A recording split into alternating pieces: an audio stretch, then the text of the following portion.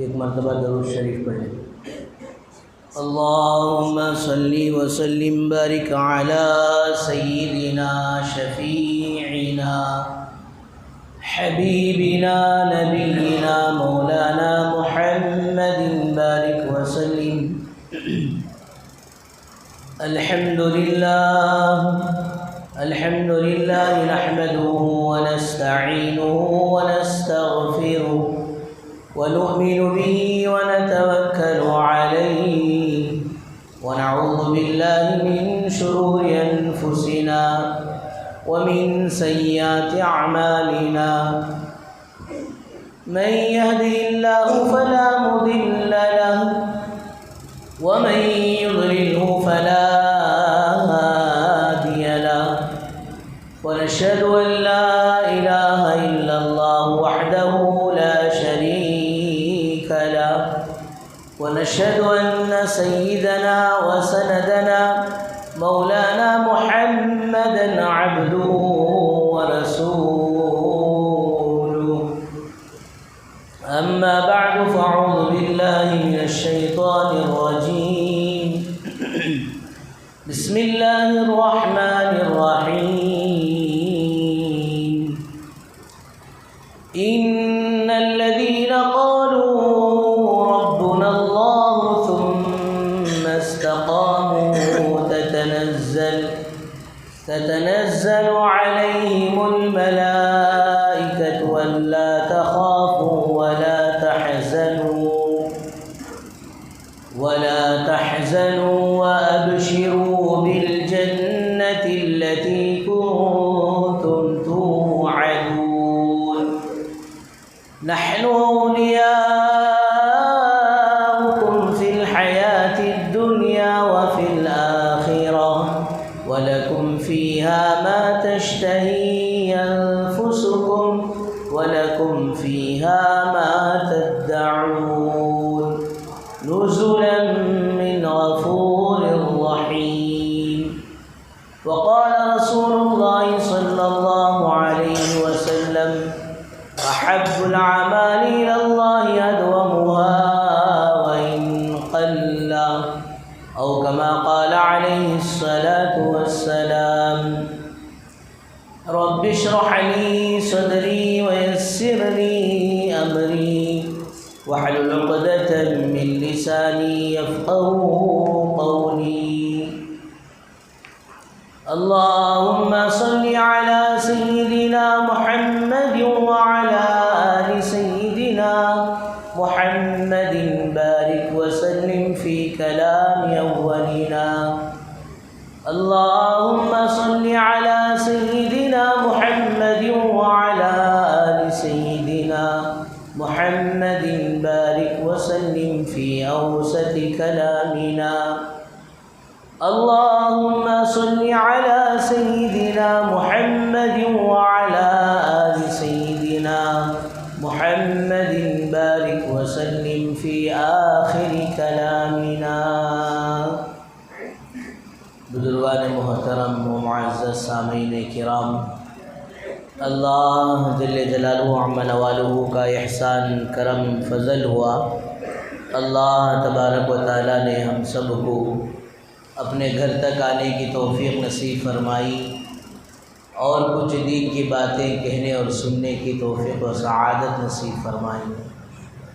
درود و سلام نازل ہو آقا مدنی تاجدار مدینہ احمد مجتبیٰ محمد مصطفیٰ وجہ کائنات محسن انسانیت سرور کونین فخر دو عالم رحمت للعالمین شافع المذنبین ساقی کوثر شافی محشر کالی کملی والے آقا محمد عربی صلی اللہ علیہ وسلم کے ذات عالی پر۔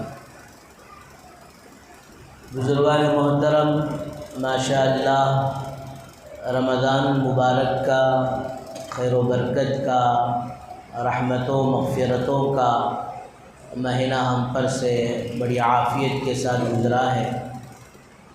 اہل علم حضرات فرماتے ہیں کہ رمضان ہم نے جو گزارا ہے اس کے بدلے میں ہماری زندگی میں انقلاب آئے، تبدیلی آئے، چینجز آئے۔ رمضان سے پہلے جو زندگی تھی، رمضان کے اعمال کی برکت سے اس زندگی سے بہتر زندگی بنے۔ اہل اللہ، اہل تقوی، اہل علم، اہل معرفت حضرات فرماتے ہیں رمضان تو پورا ایک مہینے کی بات ہم کر رہے ہیں، جبکہ اہل اللہ فرماتے تھے مسلمان کی زندگی میں آج کی نماز یعنی 4 اپریل کی 2025 کی نماز، کل جو تاریخ تھی یعنی 3 اپریل 2025، کل جو نماز ہم نے پڑھی تھی، آج کی نماز کل کی نماز سے بہتر ہونا چاہیے، کل کی نماز سے اچھی ہونی چاہیے۔ کل جو نماز میں ایمان میں، دین میں جو کیفیت تھی، آج بہتر ہونا چاہیے۔ تو ہم ماشاءاللہ اس موقع پر اگر آج کی زندگی کل کی زندگی سے اعمال کے اعتبار سے بہتر بن رہی ہے تو واقعتاً ہم نفع میں ہیں۔ اللہ نہ کرے آج کی زندگی کل کی زندگی سے اعمال میں، دین میں، ایمان میں کمی کو لا رہی ہے تو ہم نقصان میں ہیں، اس لیے کہ ہمارا ایک دن کل کے مقابلے میں وہ موت سے، قبر سے، آخرت سے قریب ہو گیا ہے۔ اور آدمی جب قریب ہوتا جاتا ہے تو جیسے جیسے قریب ہوتا ہے تو اس کے ایمان اور اعمال میں اضافہ ہی اضافہ ہوتے رہنا چاہیے۔ تو ماشاءاللہ رمضان گزرنے کے بعد ہماری زندگی میں تبدیلی ضرور دوستو آنی چاہیے۔ ارے کتنے اللہ والے ایسے تھے کہ رمضان آنے سے پہلے 6 مہینے پہلے تک صرف دعا ہی دعا کرتے، اللہ رمضان ہمیں نصیب فرما دے، رمضان کے اعمال نصیب فرما دے، رمضان کے روزے، رمضان کی تراویح، رمضان کی تلاوت، رمضان کی دعائیں، رمضان کی تہجدیں۔ اور جیسے ہی رمضان گزرتا اللہ معاف فرمائے ہماری طرح اعمال کو سلام نہیں کر دیتے، رمضان اب گیا با جا، پھر انشاءاللہ آئے تو دیکھیں گے، اللہ حفاظت فرمائے۔ عید کی نماز تو دور کی بات، 26ویں جیسے ہی ہوتی ہے کئی لوگ رمضان کو رخصت کرنا چاہتے ہیں، رخصت کر ہی دیتے ہیں، اللہ ہم سب کی حفاظت فرمائے۔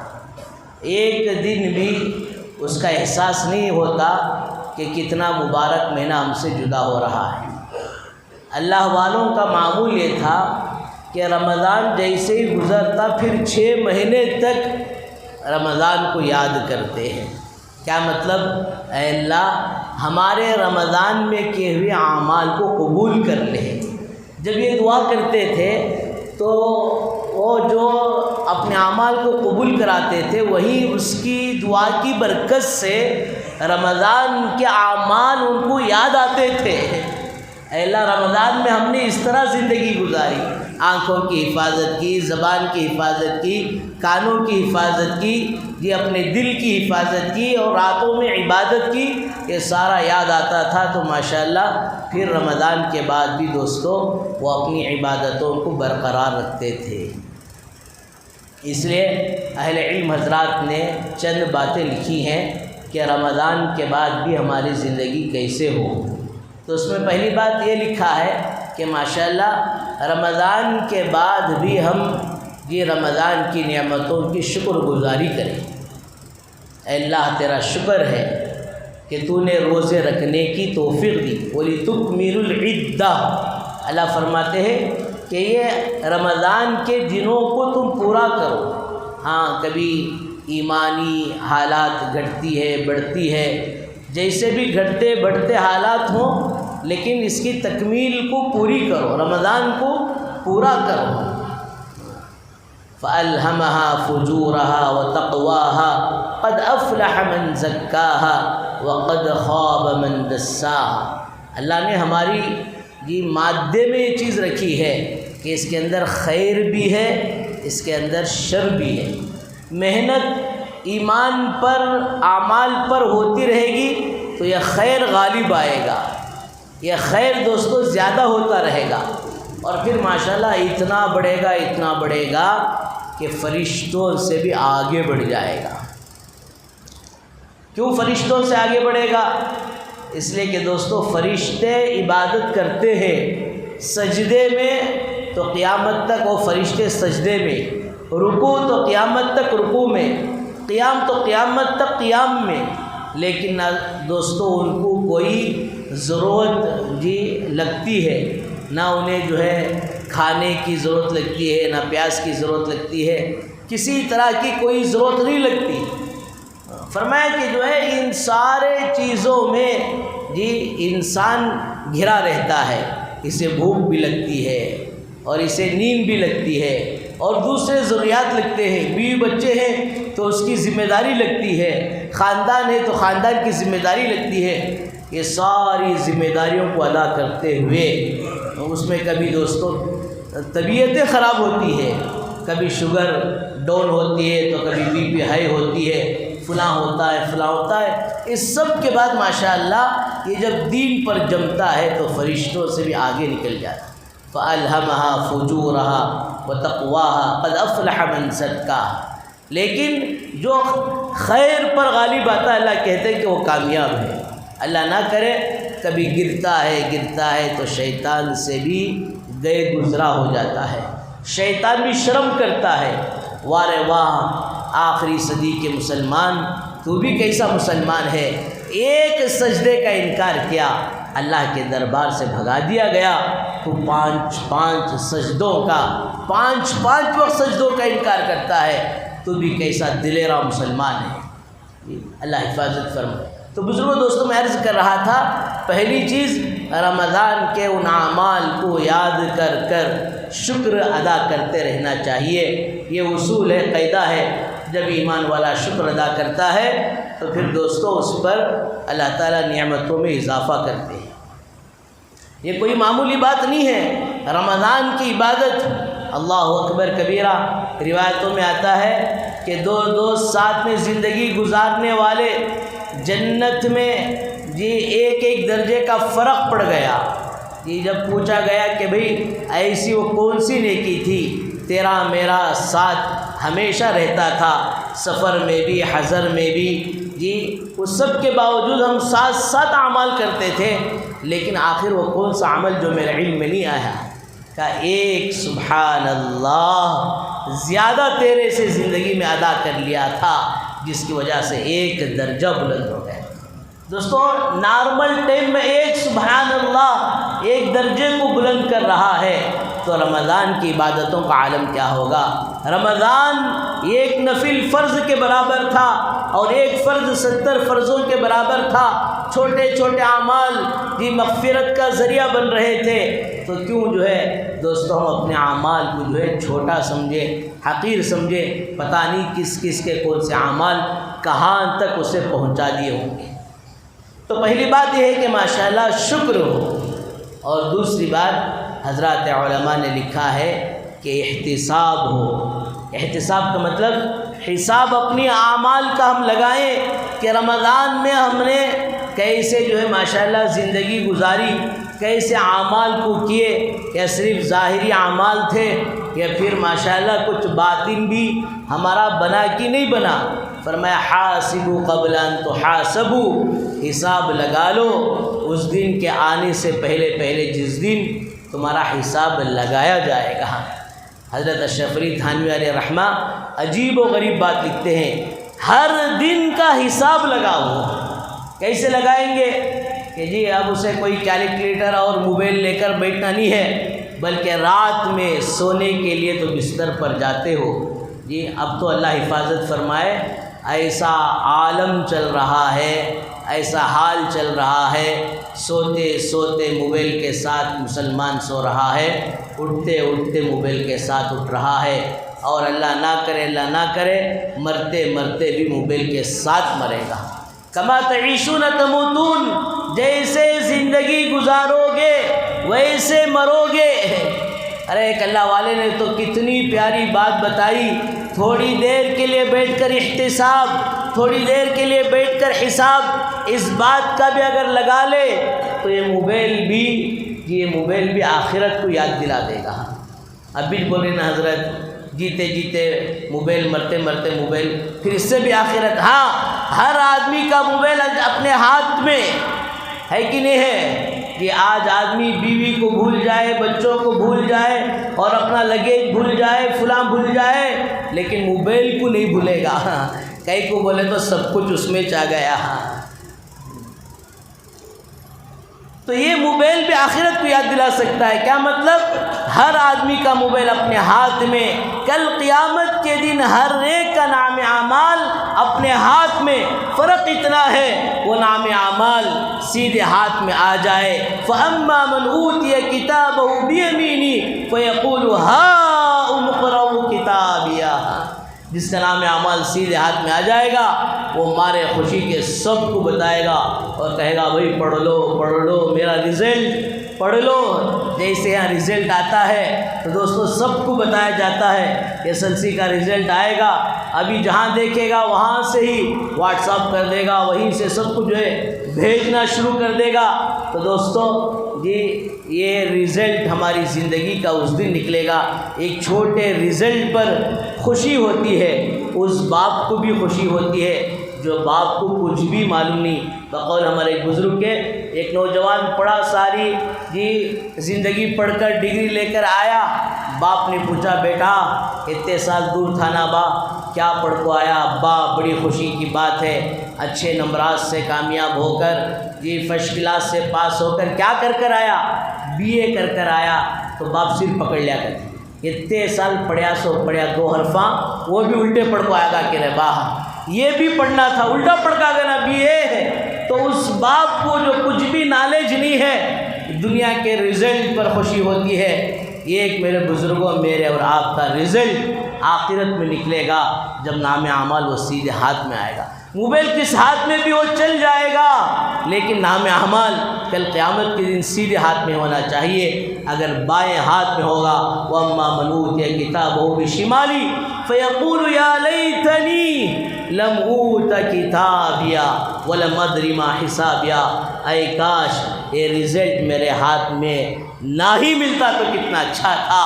میرے بزرگوں، ہر آدمی کا موبائل اپنے ہاتھ میں، ہر آدمی کا نام عمل کل قیامت کے دن اپنے ہاتھ میں۔ تو میں عرض کر رہا تھا، سوتے سوتے موبائل کے ساتھ سونا، اٹھتے اٹھتے موبائل کے ساتھ سونا اٹھنا، پھر دوستو اللہ نہ کرے کہیں مرتے مرتے موبائل کے ساتھ نہ مر جائے۔ تو حضرت تھانوی علیہ رحمہ فرماتے ہیں، رات کو سوتے وقت تھوڑی دیر کے لیے وضو بنا لو، بستر پر جاؤ، کوئی کپڑا ہے، رومال ہے، اپنے سر پر ڈال لو، تھوڑی دیر کے لیے سوچو آج میرا صبح سے شام کا وقت، آج میری زندگی کا وقت کیسے گزرا، کیا کیا اس کے اندر میں نے خیر کے کام کیے، کیا کیا میں نے اس کے اندر اچھے اعمال کیے، کیا کیا میں نے لوگوں کو نفع پہنچایا۔ محاسبہ کریں جی، فجر کو اٹھا تو ناشتے تک کیا کیا، ناشتے کے بعد ظہر تک کیا کیا، ظہر سے عصر تک کیا کیا، عصر سے عشاء تک کیا کیا۔ اگر اعمال خیر ہوئے ہیں جی، اعمال حسنہ ہوئے ہیں، اچھے اعمال ہوئے ہیں، تو ان سب پر دوستو اللہ کا شکر ادا کریں۔ اگر اللہ نہ کرے اعمال بد ہوئے ہیں، اعمال سیئہ ہوئے ہیں، تو تھوڑی دیر کے لیے بیٹھ کر حساب لگا لو، اللہ اس کی تلافی میں کیسے کروں، استغفار پڑھو، توبہ کرو، کسی کا حق کسی کا مال ناحق کھایا ہے تو اسے میں کیسے ادا کروں، اگر کسی کو اپنی زبان سے تکلیف دی ہے تو اسے کیسے معافی مانگ لوں۔ رات کو تو سو رہا ہوں، صبح کو پتہ نہیں کہ زندگی کے کہیں یہ میری آخری رات نہ ہو جائے۔ تو دوستو یہ محاسبہ، تو اہل علم حضرات نے فرمایا تو اعمال پر شکر گزاری بھی ہو اور زندگی میں احتساب یعنی اپنے آپ کا حساب بھی لگاتے رہے ہوں۔ کل قیامت کے دن ہر انسان کا ایک قدم نہ آگے بڑھے گا، نہ ایک قدم پیچھے ہٹے گا جب تک کہ وہ 5 چیزوں کا حساب نہ دے دے۔ دوستو وہاں کیا کرے گا؟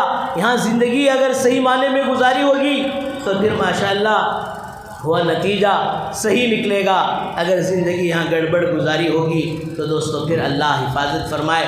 اور تیسری چیز فرماتے ہیں کہ اپنے اعمال کی حفاظت کریں، اپنے اعمال کی حفاظت کریں۔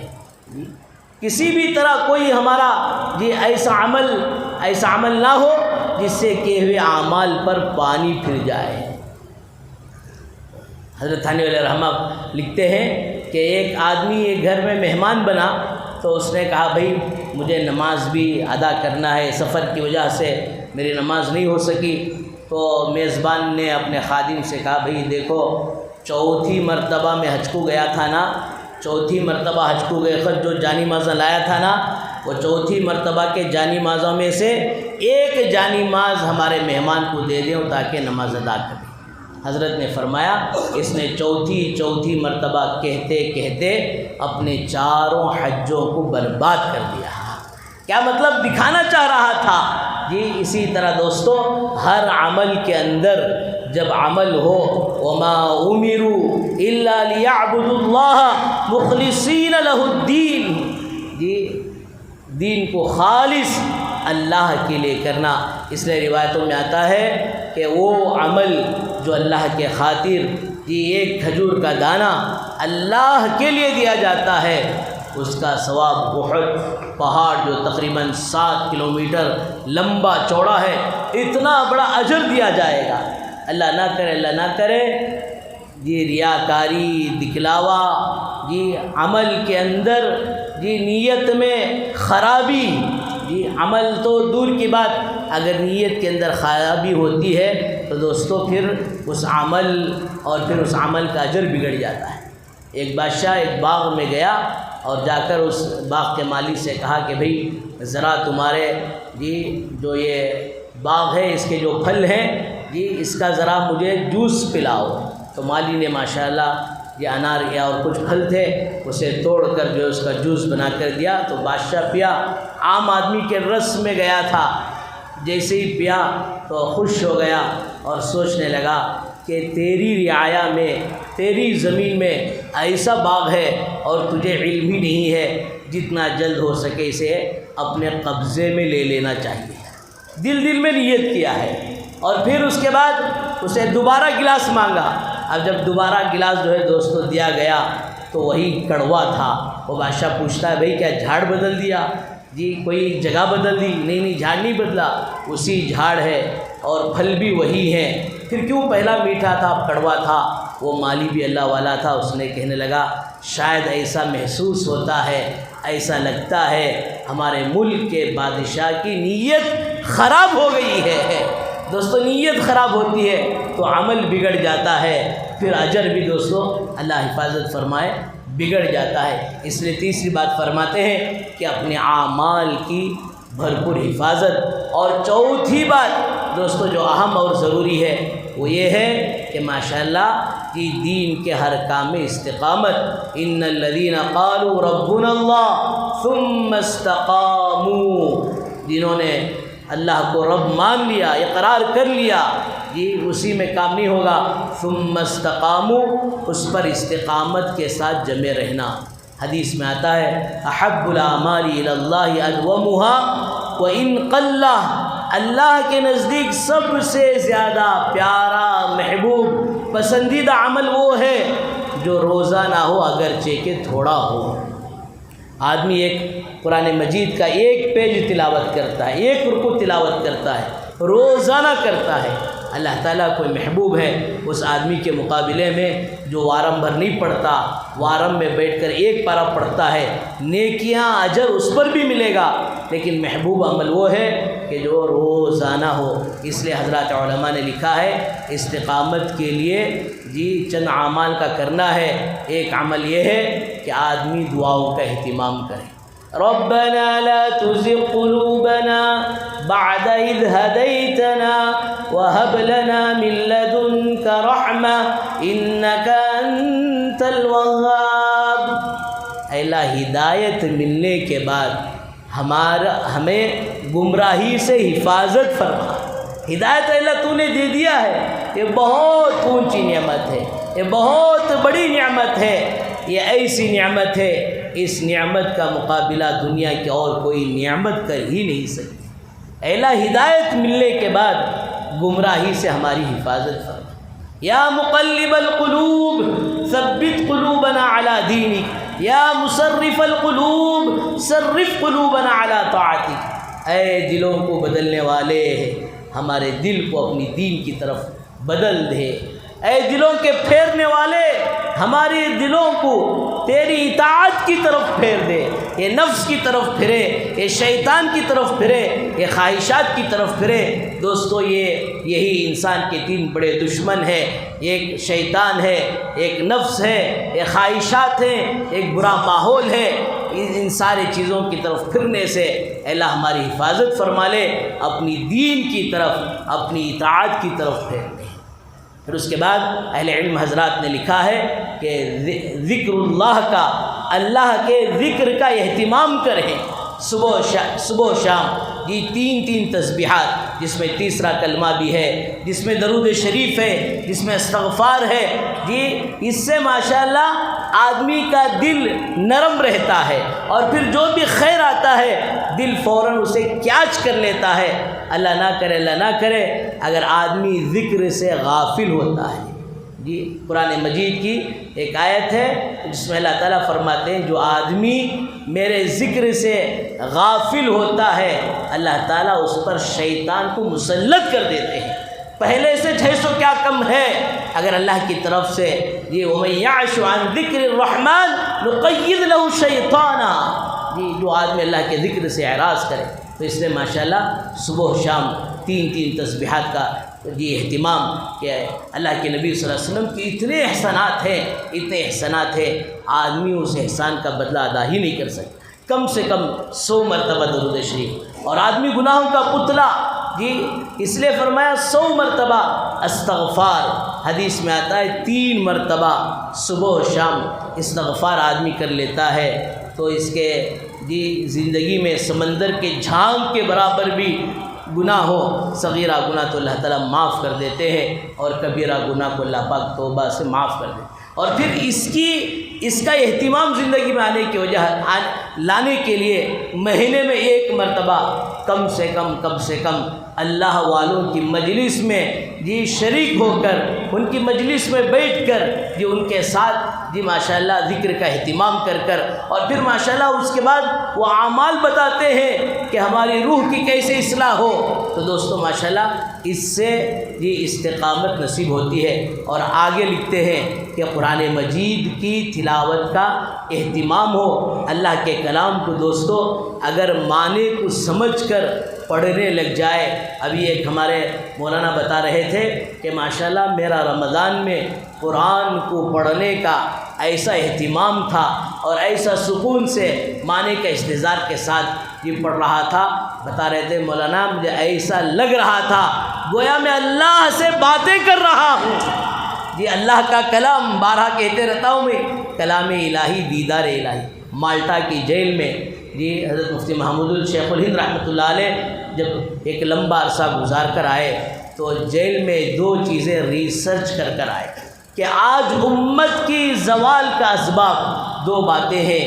ایک آپس کی نفرتیں ہیں، نفرتوں کو ختم کرو، محبت کا پیغام عام کرو۔ واعتصموا بحبل اللہ جمیعا، سب مل کر اللہ کی رسی کو مضبوطی سے تھام لو۔ ولا تفرقوا، اور دوستو فرقہ واریت میں اپنے آپ کو نہ ڈالو۔ تمہارا دین، تمہارا مسلک تمہیں مبارک، لیکن چند اعمال تو ایسے ہیں، قرآن کا اہتمام ہے، نمازوں کا اہتمام ہے، حضرت رسول پاک صلی اللہ علیہ وسلم کی سنتیں ہیں، یہ بڑے بڑے اعمال ہیں، اس میں تو کوئی اختلاف ہو ہی نہیں سکتا۔ اور دوسری بات حضرت فرماتے ہیں امت کی زوال کا سبب آج یہ ہے کہ آج امت قرآن مجید سے غافل ہے، قرآن مجید سے دور ہے۔ تو حضرت عزم لے کر آئے کہ اب میری جتنی زندگی باقی رہے گی ان 2 چیزوں پر میں کام کروں گا، محنت کروں گا، امت کو جوڑنے کا کام کروں گا۔ اور دوسری بات قرآن مجید کی تعلیمات کا اہتمام کروں گا۔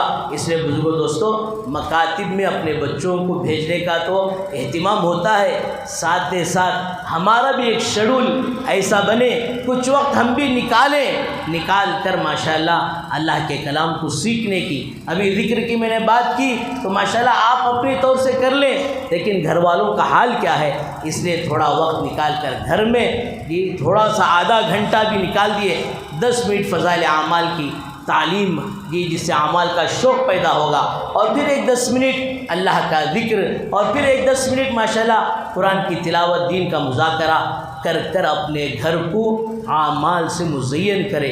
1 لاکھ کا نہیں، 10 لاکھ کا نہیں، 1 کروڑ کا یہ جھومر ہمارے گھر میں چمکتا رہے.